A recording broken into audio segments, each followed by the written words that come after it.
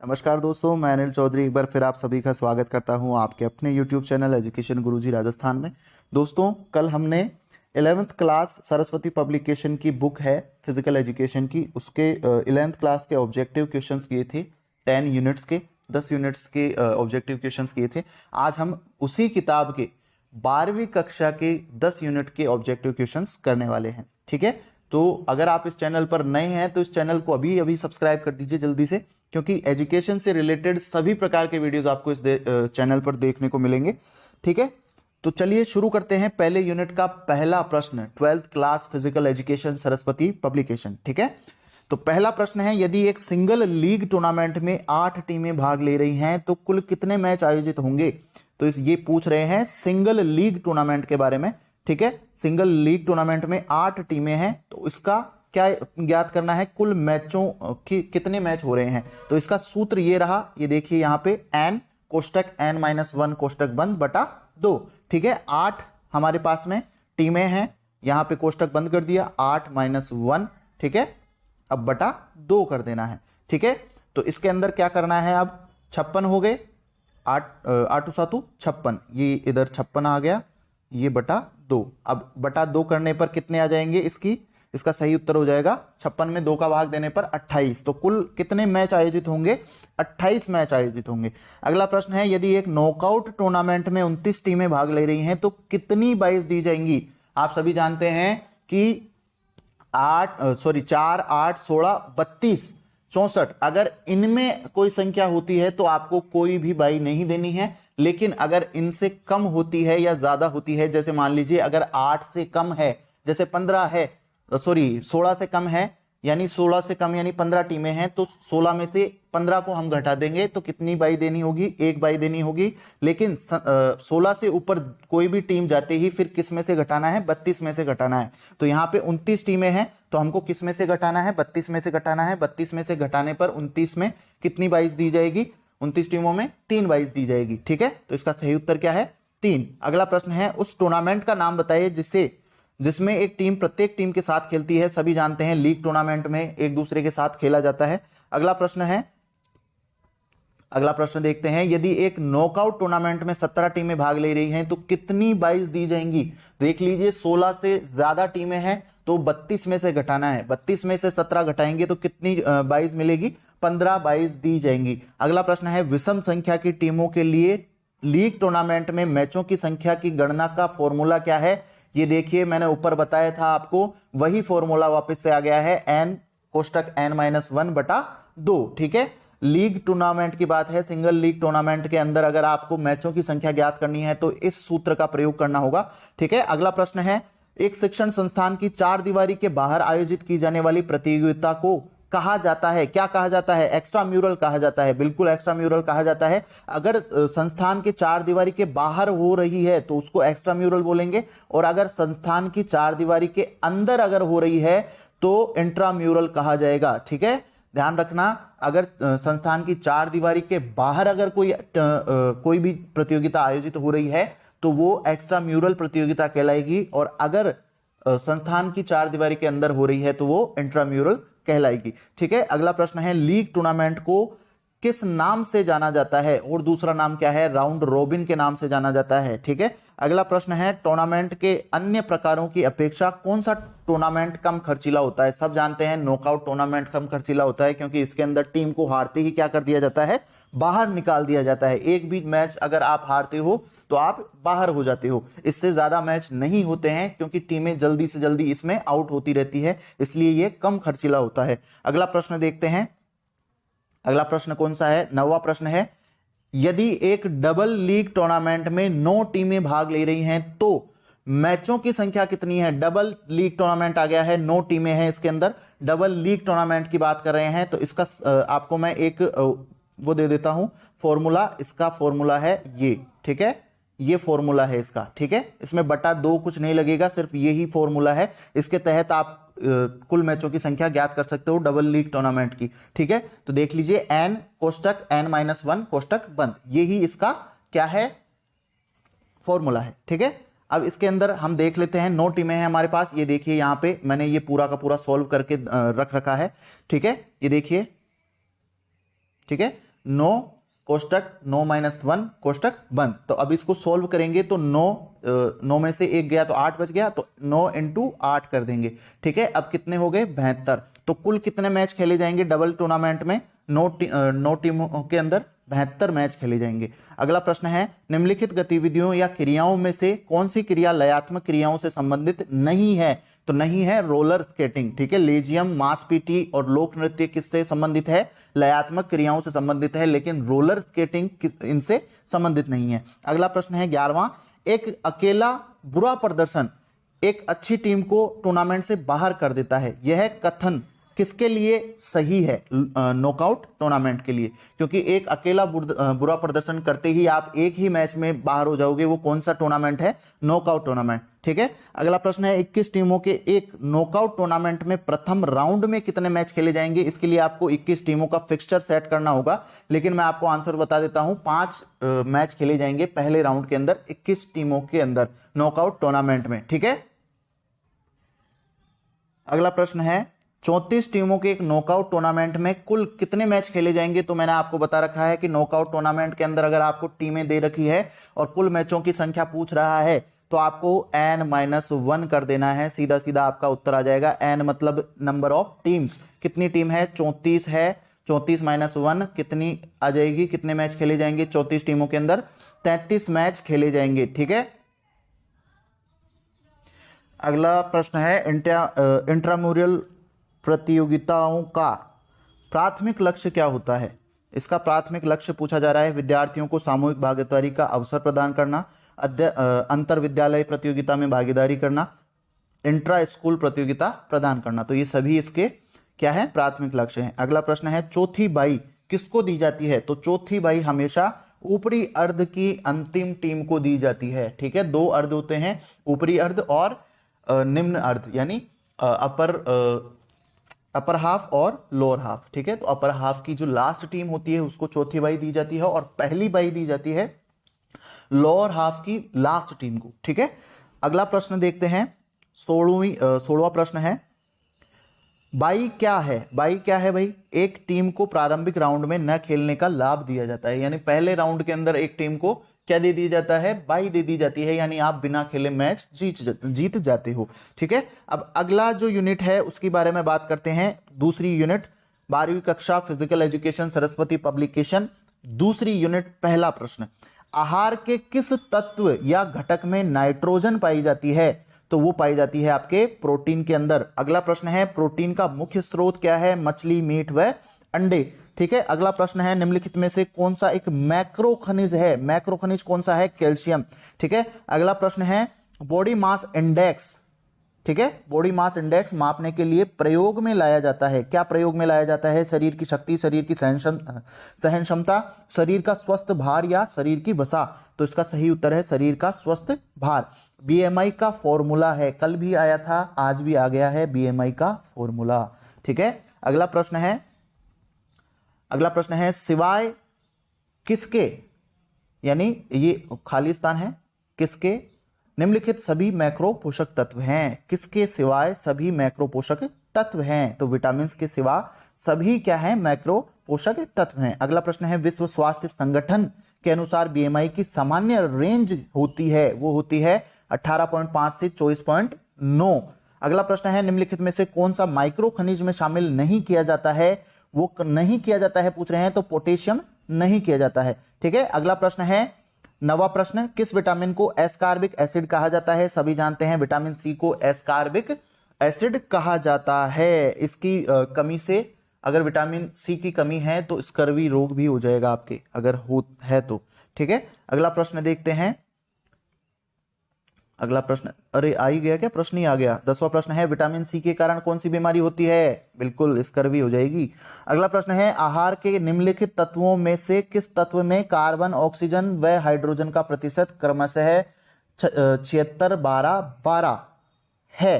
तो कौन सा है? वसा है सर, बिल्कुल सही है वसा। अगला प्रश्न है निम्नलिखित कार्बोहाइड्रेट्स में से किसे जटिल कार्बोहाइड्रेट्स में शामिल किया जाता है?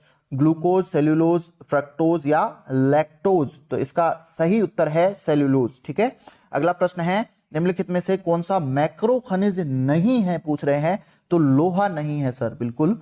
अगला प्रश्न है 14वां प्रश्न, शुगर में नामक आहार तत्व उपस्थित होता है, कौन सा तत्व उपस्थित होता है शुगर के अंदर, ये पूछ रहे हैं, तो कार्बोहाइड्रेट्स होते हैं शुगर में।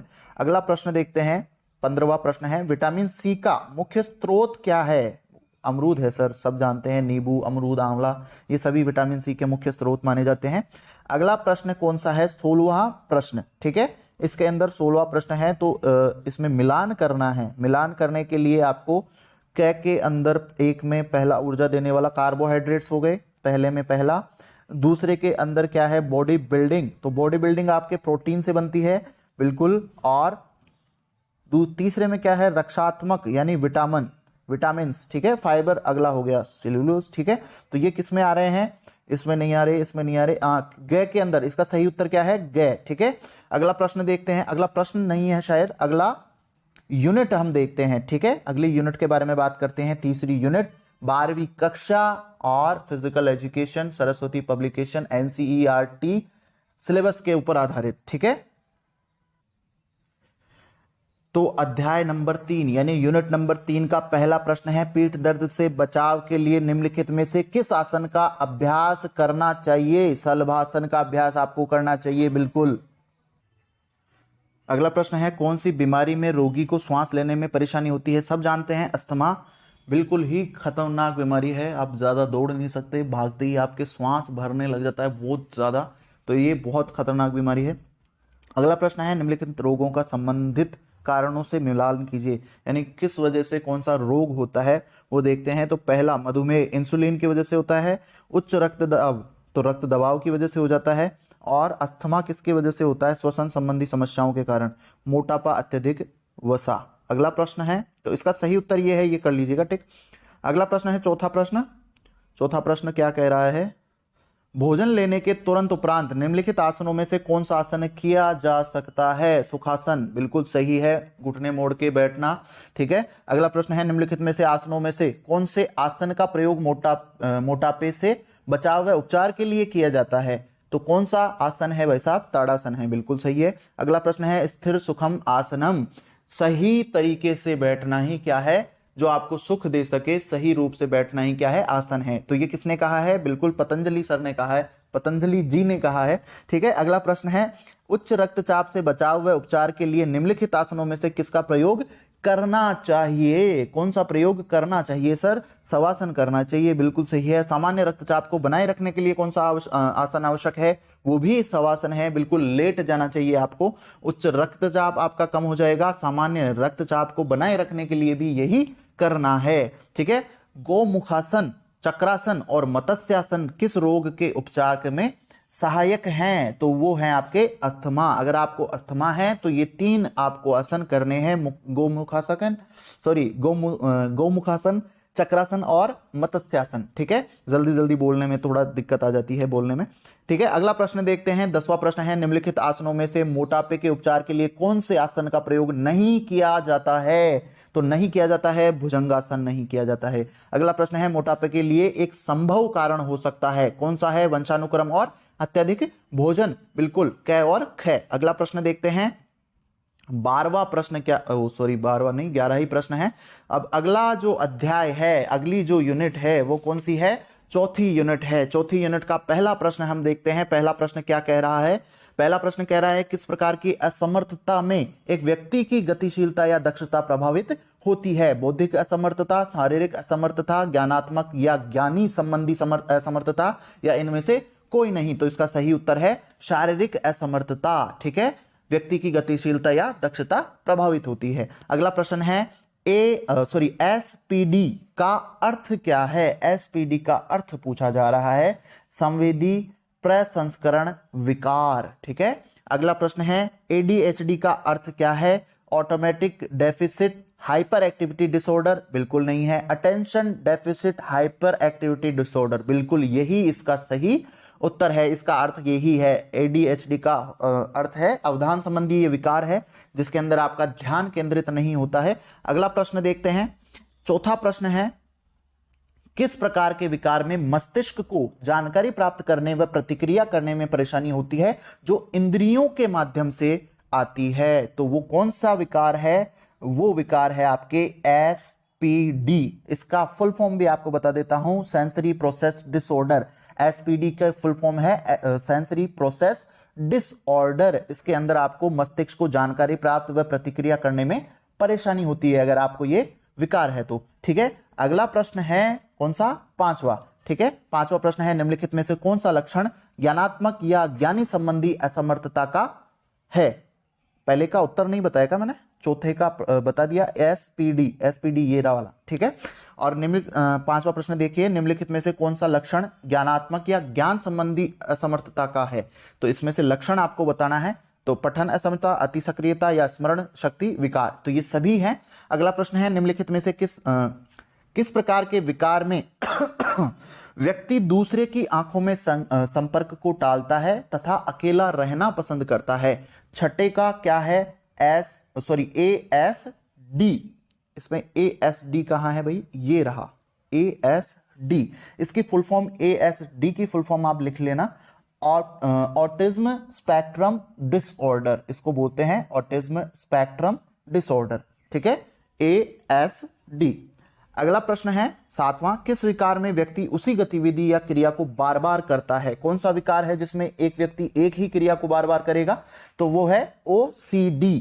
ठीक है, OCD के अंदर एक ही क्रिया को बार बार किया जाता है। OCD की फुल फॉर्म लिख लीजिए, ऑब्सेसिव कंपल्सिव डिसऑर्डर। ठीक है, ऑब्सेसिव कंपल्सिव डिसऑर्डर इसका अर्थ है। इसके अंदर व्यक्ति एक ही क्रिया को बार बार करता रहता है। अगला प्रश्न है आठवां, निम्नलिखित में से असमर्थताओं का कौन सा कारण है? आनुवांशिक, दुर्घटनाएं, कुपोषण या उपरोक्त सभी? बिल्कुल उपरोक्त सभी है सर।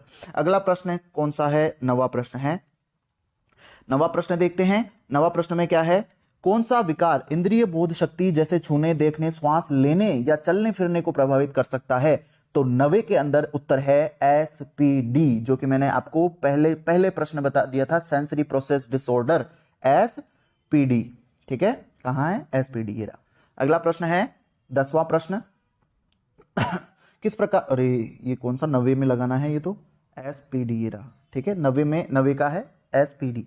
अगला प्रश्न है 10वां, किस प्रकार के विकार में व्यक्ति विद्रोह कर सकता है, वयस्कों के साथ झगड़ सकता है, आज्ञा पालन से इनकार कर सकता है तथा क्रोध को नियंत्रित करने में मुश्किल हो सकती है? ऐसा कौन सा है भाई साहब जिसके अंदर आपा खो देता है इंसान? बिल्कुल 10वां का ODD।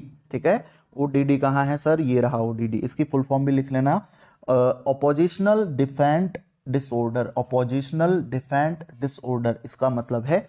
ठीक है, अगला प्रश्न है 11वां, असमर्थता के द्वारा विकसित होती है। क्या विकसित होती है? किसके द्वारा विकसित होती है असमर्थता? आनुवांशिकता, संतुलित आहार या चोट? तो इसका सही उत्तर है क व घ, यानी क और ग।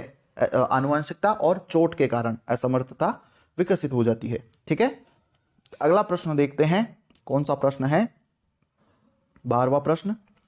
ऐसी स्थिति में जब बच्चा समाज में स्वयं को समायोजित नहीं कर पाता तो उसके कोई मित्र नहीं होते, वह पीड़ित होता है। किस विकार से पीड़ित होता है? वो ASD से पीड़ित होता है। बिल्कुल ASD। ASD की फुल फॉर्म मैंने आपको बता दी है। ठीक है, तो इसके ऊपर आंसर लगा देते हैं ASD। अगला प्रश्न है, अवज्ञा का एक पैटर्न इससे पीड़ित बच्चों में देखा जाता है। कौन से पीड़ित बच्चों में देखा जाता है? ODD। ठीक है, ODD वालों में देखा जाता है, ऑपोजिशनल डिफेंट डिसऑर्डर वालों में देखा जाता है। अगला प्रश्न है, यदि एक बच्चा समाज में समायोजन करने के योग्य नहीं है या उसका कोई मित्र नहीं है तो वह पीड़ित है। किससे पीड़ित है? वो ASD से पीड़ित है। बिल्कुल ASD से पीड़ित है। ASD का मतलब क्या है भाई? ASD का बताया नहीं क्या मैंने? बताया तो था, हाँ, ऑटिज्म स्पेक्ट्रम डिसऑर्डर। बिल्कुल autism disorder, sorry autism spectrum disorder. ठीक है, अगला प्रश्न है, निम्नलिखित विकारों में से किस विकार में एक बच्चा उस प्रत्येक वस्तु से डर सकता है जिसे वह स्पर्श करता है? वह सोचता है कि उस पर कीटाणु लगे हैं और वह बार बार हाथ साफ करने जाता है। तो वो कौन सा विकार है सर? वो है OCD। बिल्कुल OCD। अगला प्रश्न है निम्नलिखित कारकों में से कौन सा एक कारक एक विकार का कारण नहीं होता? वंशानुक्रम, पर्यावरण, मस्तिष्क का कम विकास या संतुलित आहार। तो इसका बिल्कुल सही सीधा सीधा उत्तर है संतुलित आहार। ठीक है, संतुलित आहार इसका सही उत्तर है। अगला प्रश्न दिखाई नहीं दे रहा है तो इसको देख लेते हैं। ओडीडी का विस्तृत रूप क्या है? ओडीडी का मैंने बता रखा है, ऑपोजिशनल डिफेंट डिसऑर्डर, ये रहा। विपरीत विद्रोही विकार, ये रहा ऑपोजिशनल डिफेंट डिसऑर्डर। ठीक है, अब अगला जो यूनिट है उसके बारे में हम बात करते हैं। अगली यूनिट क्या कहती है? 5वीं यूनिट के बारे में हम बात करते हैं। 5वीं यूनिट का पहला प्रश्न हम देखते हैं। 5वीं यूनिट का पहला प्रश्न है, पैर की चाप, आर्च जिसको बोलते हैं, आर्क बोलते हैं, का संबंध कौन सी आसन संबंधी विकृति से है? स्कोलियोसिस, लोडोसिस, चपटे पैर, पीछे की ओर कुबड़। तो इसका सही उत्तर है चपटे पैर। अगला प्रश्न है, रीढ़ की अस्थि में पार्श्व वक्र को कहा जाता है? क्या कहा जाता है? पीछे की ओर कुबड़, आगे की ओर कुबड़, स्कोलियोसिस घुटनों का आपस में टकराना, तो इसको बोलते हैं स्कोलियोसिस। ठीक है, अगला प्रश्न है, आगे की ओर का कुबड़ को कहा जाता है? क्या कहा जाता है आगे की ओर की कुबड़ को? रीढ़ की अस्थि की अंदर की ओर वक्रता, ये रहा। अगला प्रश्न है, निम्नलिखित में से भोजन लेने संबंधी विकार कौन सा है? अस्थि सुशीर्णता, क्षुधातिशय या अति क्षुधा, ऋतुरोध, इनमें से कोई नहीं। तो इसका सही है क्षुधातिशय या अति क्षुधा।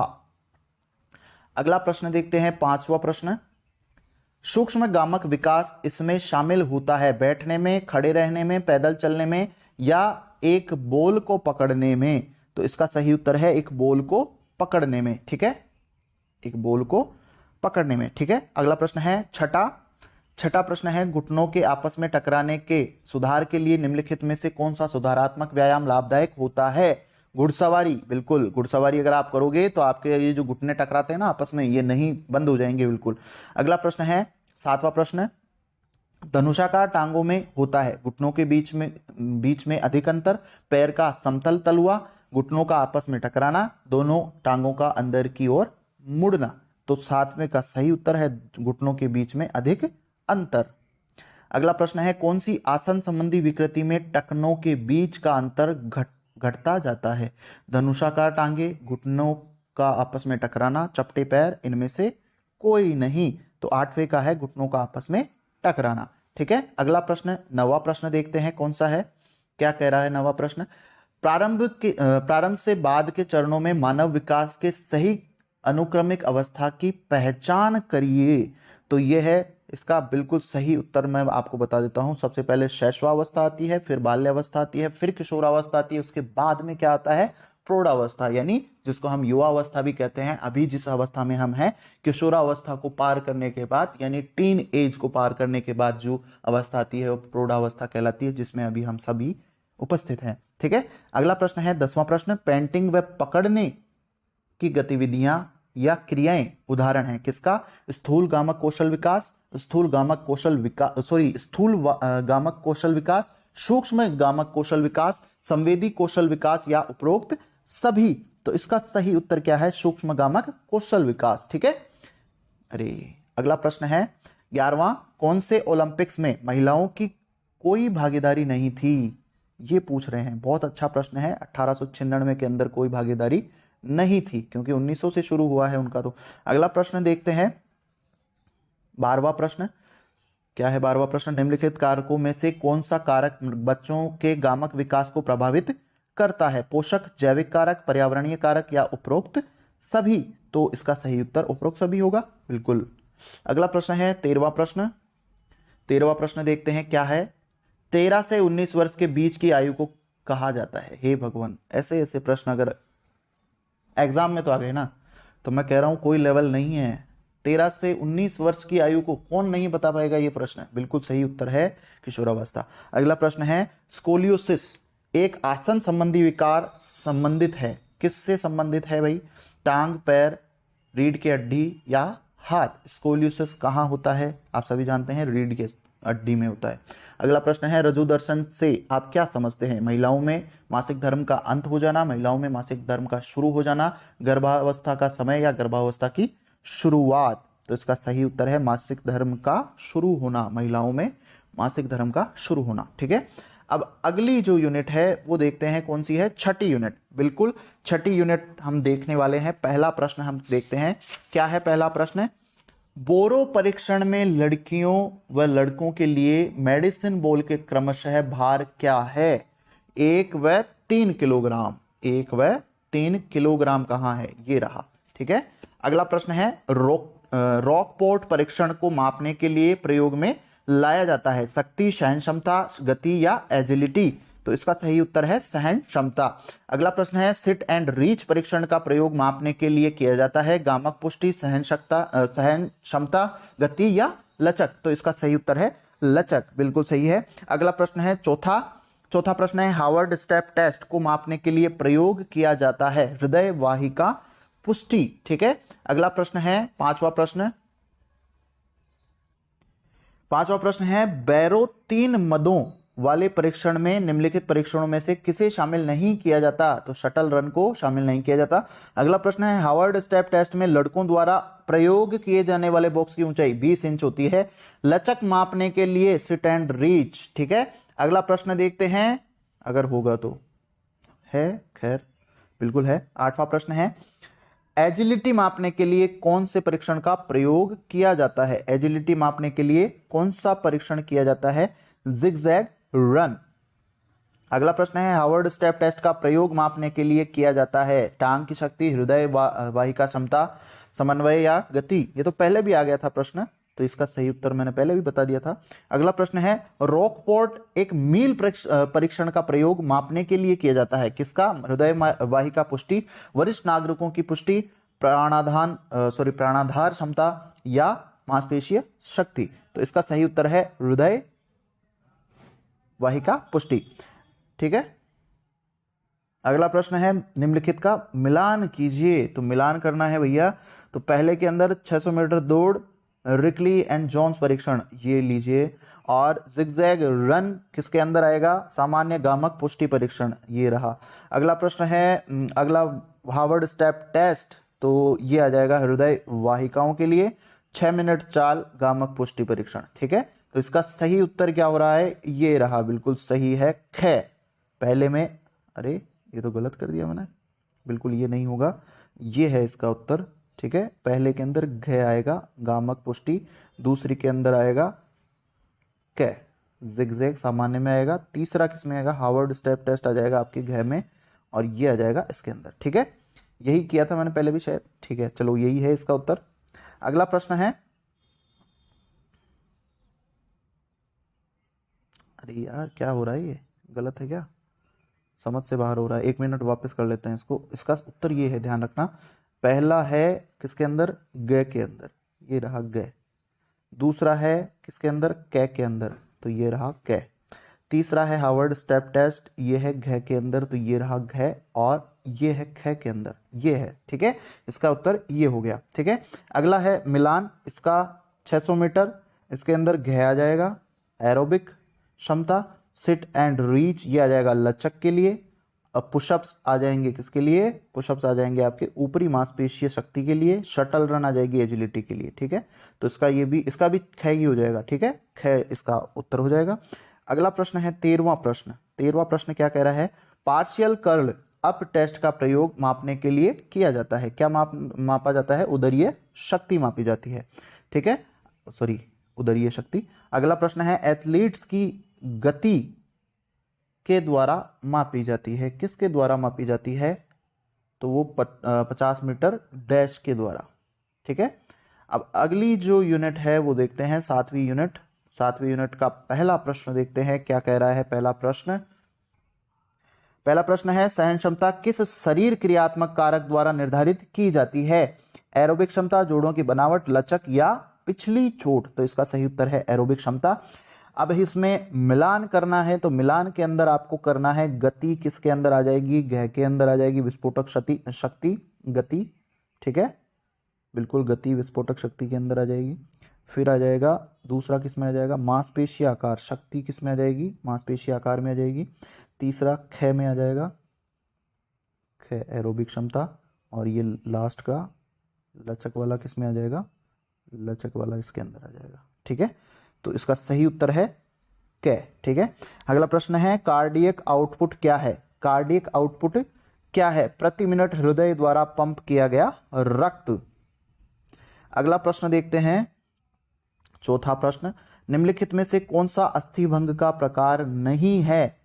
तो इसमें चार ऑप्शन है, पचड्डी अस्थिभंग, दबाव अस्थिभंग, रगड़ या छिलना, तिरछा अस्थिभंग। तो इसका सही उत्तर है रगड़ या छिलना नहीं है। ठीक है, अगला प्रश्न है, निम्नलिखित का मिलान करना है। फिर से मिलान करना है, तो इसका मिलान कर लेते हैं। मोच आ गई किसके अंदर, लीगामेंट में। खिंचाव किसके अंदर आ गया, खिंचाव आ गया आपके मांसपेशियों में। और अस्थिभंग आ गया आपके अस्थि में। ठीक है, और रगड़ या छिलना किससे संबंधित है, त्वचा से। तो इसका सही उत्तर क्या है, कै। अगला प्रश्न है, धीमी गति से संकुचन करने वाली रेशों को कहा जाता है, क्या कहा जाता है, लाल पेशीय रेशे। ठीक है, अगला प्रश्न है, हेयर लाइन फ्रैक्चर को यह भी कहा जाता है, क्या कहा जाता है भाई, हेयर लाइन को दबाव अस्थिभंग भी कहा जाता है। ठीक है, अगला प्रश्न देखते हैं, आठवां प्रश्न। आठवां प्रश्न क्या कह रहा है, निम्नलिखित में से कौन सा खेल चोटों का कारण नहीं है। कौन सा कारण नहीं है, खेल कौशलों का उचित ज्ञान होना खेल चोटों का कारण नहीं है। अगला प्रश्न है, नवा प्रश्न, निम्नलिखित में से कौन सा अस्थिभंग का उदाहरण नहीं है। तो अस्थिभंग का कारण उदाहरण नहीं है रगड़ना या छिलना। ठीक है, अगला प्रश्न है, निम्नलिखित का मिलान करना है। फिर से तो मिलान करने के लिए आपको सबसे पहले खिंचाव को किसके अंदर लेके जाना है, मांसपेशियों को। ये तो वही आ गया पहले वाला ही। मोच किस में होगा, लिगामेंट में। खरोच आपके किसके अंदर आ जाएगी, घाव से रक्त बहना, और ये आ जाएगा आपके जोड़ों में। तो इसका सही उत्तर क्या है, कै। अगला प्रश्न देखते हैं, 11वां प्रश्न क्या कह रहा है। 11वां प्रश्न कह रहा है, रक्त से कार्यरत मांसपेशियों द्वारा अवशोषित व खपत की जा सकने वाली ऑक्सीजन की मात्रा को कहा जाता है ऑक्सीजन का अंतर्ग्रहण, ऑक्सीजन परिवहन, ऑक्सीजन उद्ग्रहण या ऊर्जा भंडार। तो इसका सही उत्तर है ऑक्सीजन उद्ग्रहण। ठीक है, ऑक्सीजन उद्ग्रहण। अगला प्रश्न है, लिगामेंट का अधिक खिंचाव कारण हो सकता है खिंचाव, मोच, कॉन्ट्यूजन या रगड़ या छिलना। तो इसका सही उत्तर है 12वां, ख, मोच। ठीक है, अगला प्रश्न है, मोच किसकी चोट है, लिगामेंट की चोट है, सब जानते हैं। खरोंच क्या है, त्वचा पर अनियमित फट, मांसपेशी की चोट, लिगामेंट की चोट या कंडरा की चोट। त्वचा से संबंधित है खरोंच, सीधा सीधा उत्तर है।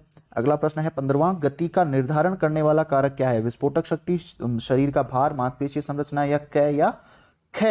अब इसका सही उत्तर क्या है, इसका सही उत्तर है, अरे 15वां ही है ना ये, क, ख और ख तीनों ही है भाई। क, ख, सॉरी, क और ख, हाँ बस क और ख ही है इसका उत्तर। ये रहा क और ख, यानी ये वाला उत्तर है। अगला प्रश्न है, कूल्हे के विस्थापन में अस्थि सॉकेट से बाहर आ सकती है, फीमर, ह्यूमरस, टीबिया या फेबुला। तो इसके अंदर कौन सी अस्थि बाहर आ सकती है, फीमर आ सकती है सर।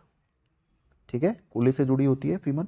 अगला प्रश्न है, वह अस्थिभंग जिसमें टूटी हुई अस्थि का भाग दूसरी अस्थि में घुस जाता है, कौन सा भाग है वो, पचड्डी अस्थिभंग। ठीक है, अगला प्रश्न है, विस्थापन का संबंध है अस्थि की चोट, त्वचा की चोट या मांसपेशी की चोट या जोड़ों की चोट। विस्थापन यानी डिसलोकेशन, यानी खिसक जाना। ठीक है, अगला प्रश्न है,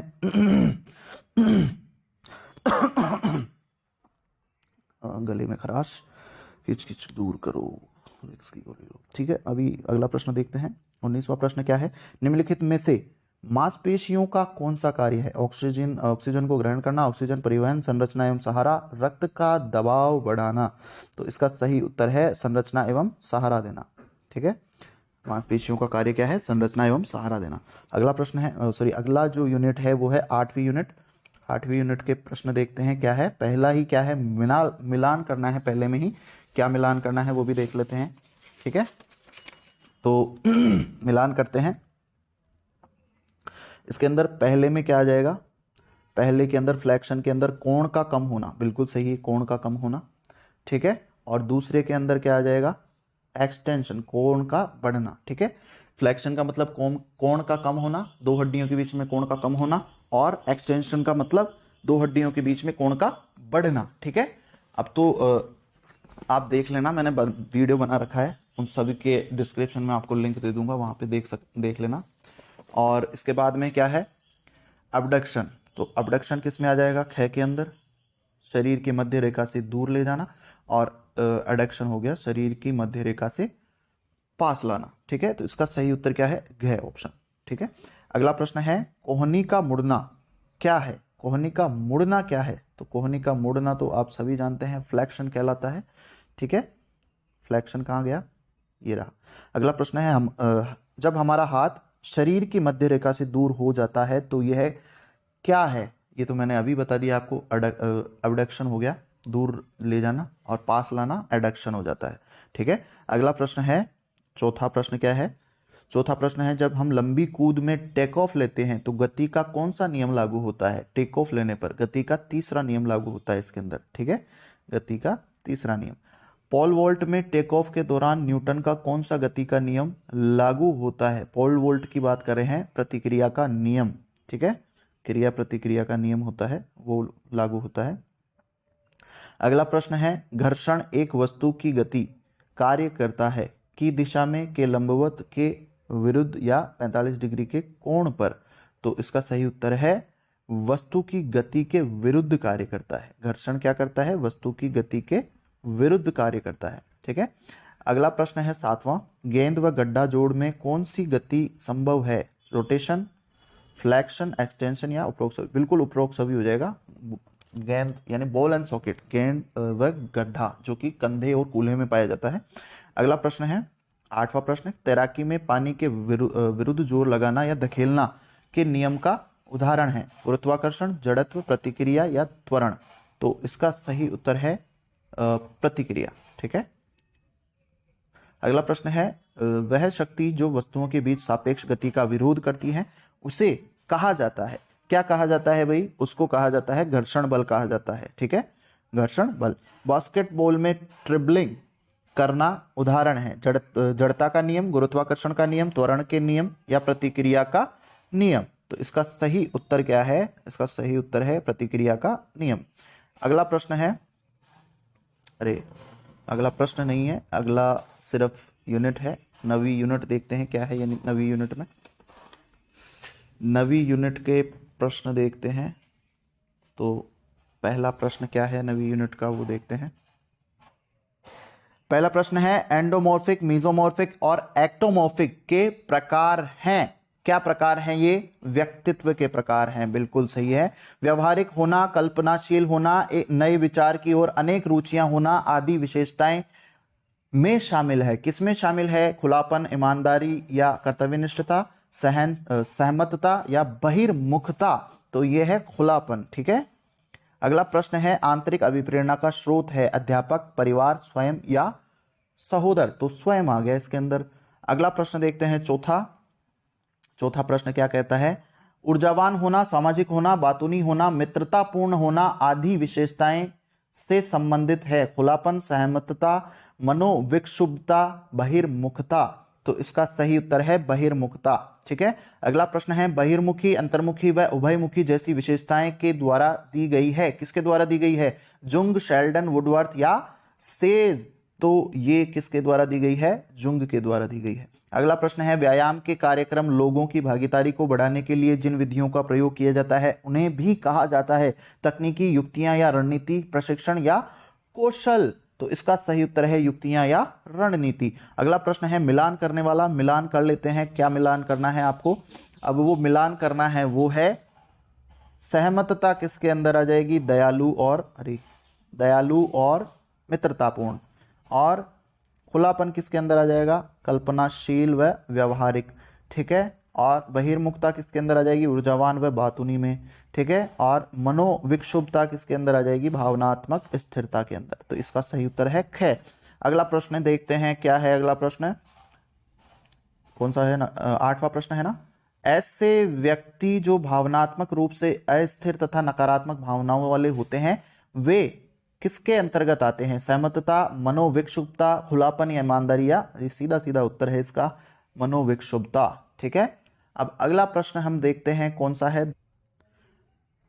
अगला प्रश्न है 9वां, भावनात्मक अस्थिरता, चिंता, उदासी और कौन से व्यक्तित्व व्यायाम के गुण हैं? तो ये भी मनोविक्षुब्धता के गुण हैं। अगला प्रश्न है किसी खिलाड़ी का आक्रामक व्यवहार प्रभावित होता है?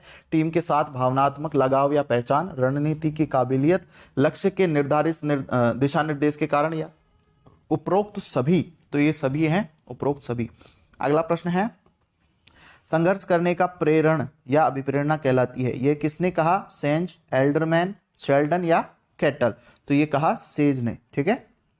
अगला प्रश्न है निम्नलिखित हार्मोन्स में से कौन सा हार्मोन मूड अच्छा करने के लिए जिम्मेदार है? थायरोक्सिन, एंडोर्फिन्स, एस्ट्रोजन या कार्टिसोल? तो इसका सही उत्तर है एंडोर्फिन्स। अगला प्रश्न है 13वां प्रश्न, ऐसा व्यवहार जो दूसरे व्यक्ति को हानि पहुंचाने की इच्छा से किया जाता है उसे किस नाम से जाना जाता है? दबाव, अभिप्रेरणा, आक्रामकता या तनाव? तो इसका सही उत्तर है आक्रामकता। अगला प्रश्न है मीजोमॉर्फ में मेसो शब्द का संबंध है? वसा, पतला या दुबला, पेशीय या उपरोक्त में से कोई नहीं? इसका सही उत्तर है पेशीय। ठीक है। अब अगली जो यूनिट है वो देखते हैं 10वीं यूनिट। 10वीं यूनिट का पहला प्रश्न देखते हैं। पहला प्रश्न क्या कह रहा है? जब मल्टी जिम के व्यायाम कर रहे होते हैं तो निम्नलिखित में से किस प्रकार का मांसपेशीय संकुचन होता है? तो इसका सही उत्तर है आइसोमेट्रिक। यानी जब भी आप मल्टी जिम वाले व्यायाम करते हैं तो मांसपेशीय संकुचन होता है, वो कौन सा होता है? आइसोमेट्रिक। ठीक है। अगला प्रश्न है थकावट का प्रतिरोध करने की योग्यता को कहा जाता है? शक्ति, गति, सहन क्षमता या एजिलिटी? तो इसका सही उत्तर है सहन क्षमता। अगला प्रश्न है स्वीडिश भाषा में कौन सी प्रशिक्षण विधि का अर्थ गति खेल होता है? फार्टलेक, अंतराल, परिधि या निरंतर? तो इसका सही उत्तर है फार्टलेक। अगला प्रश्न है कम से कम समय में दी गई दूरी को पार कर लेना कहलाती है? शक्ति, गति, लचक या सहन क्षमता? तो ये है गति। ठीक है। दी गए समय में, कम से कम समय में अगर आपको दी गई दूरी आप तय कर लेते हो तो वो क्या कहलाती है? गति कहलाती है। सब जानते हैं इसका तो उत्तर तो। ठीक है। अगला प्रश्न है थकावट का प्रतिरोध वाली कौन सी योग्यता या क्षमता है? तो ये सहन क्षमता है इसका। अगला प्रश्न देखते हैं, छठा प्रश्न, गति में सबसे महत्वपूर्ण कारक होता है? टांग की शक्ति, बाजू की शक्ति, टांग की लंबाई, मांसपेशियों का प्रकार? तो इसका सही उत्तर है मांसपेशियों का प्रकार। अगर आपकी मांसपेशियां मजबूत हैं तो आप ज्यादा गति से दौड़ पाओगे। अगला प्रश्न है त्वरण दौड़ों का प्रयोग बढ़ाने के लिए किया जाता है? शक्ति, गति, सहन क्षमता या लचक? तो इसका सही उत्तर है गति। अगला प्रश्न है किसका सामना करने की मांसपेशियों की योग्यता को शक्ति कहा जाता है? प्रतिरोध, थकावट, प्यास या गति? तो इसका सही उत्तर है प्रतिरोध। ठीक है। अगला प्रश्न है गति को विकसित करने के लिए कौन सी विधि का प्रयोग किया जाता है? निरंतर प्रशिक्षण, त्वरण दौड़ें, पेस दौड़ें, ख व ग? तो इसका सही उत्तर है ख व ग, यानी ये दोनों। ये नहीं, ख व ग, त्वरण दौड़े व पेस दौड़े। अगला प्रश्न है निम्नलिखित में से कौन सी विधि कम से कम समय में अधिक से अधिक परिणाम प्रदान करती है? निरंतर प्रशिक्षण विधि, फार्टलेक प्रशिक्षण विधि, परिधि प्रशिक्षण विधि या अंतराल प्रशिक्षण विधि? तो इसका सही उत्तर है परिधि प्रशिक्षण विधि। अगला प्रश्न देखते हैं कौन सा है, 11वां प्रश्न है। 11वां प्रश्न क्या कह रहा है? अंतराल प्रशिक्षण विधि का किसने विकसित किया था? गोस्टा होमर, बिकिला, जेटोपैक या इनमें से कोई नहीं? तो इसका सही उत्तर है बिकिला। अगला प्रश्न है ब्लिस्टिक या ब्लास्टिक विधि को बढ़ाने के लिए प्रयोग की जाती है? गति, सहन क्षमता, लचक या शक्ति? तो इसका सही उत्तर है लचक। अगला प्रश्न है फार्टलेक प्रशिक्षण विधि का विकास कहां हुआ था? स्वीडन, यूएस, यूके या स्पेन के अंदर? तो इसका सही उत्तर है स्वीडन के अंदर इसका विकास हुआ था। ठीक है।